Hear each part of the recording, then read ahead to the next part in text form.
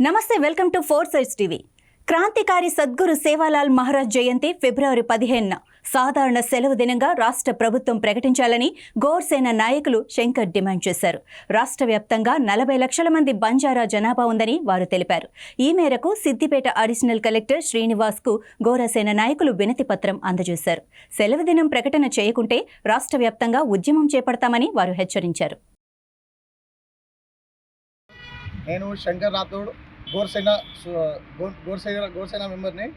ఈరోజు సేవాలాల్ జయంతిని అధికారికంగా సెలవు దినంగా ప్రకటించాలని తెలంగాణ రాష్ట్రంలోని ప్రతి జిల్లా కలెక్టర్ ద్వారా ముఖ్యమంత్రి గారికి సెలవు ప్రకటించాలని చెప్పేసి మనం కలెక్టర్ ద్వారా ముఖ్యమంత్రికి ఇవ్వడం జరిగింది.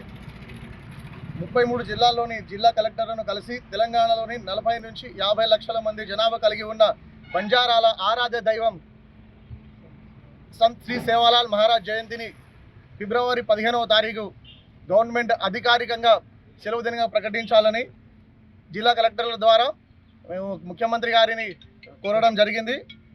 మా బంజారాల డిమాండ్ను స్వీకరించి సేవాలాల్ జయంతిని సెలవు దినంగా ప్రకటించని ఏడల ఫిబ్రవరి 15వ తారీఖును సాధారణ సెలవు దినంగా ప్రకటించని ఏడల రాష్ట్ర వ్యాప్తంగా రాస్తారోకోలు, ధర్నా మొత్తం కార్యక్రమాలు జరుగుతాయని, ముట్టడి కార్యక్రమాలు చేపడతామని చెప్పేసి రాష్ట్ర ప్రభుత్వాన్ని హెచ్చరిస్తున్నాము. జై గౌర్, జై సేవాలాల్.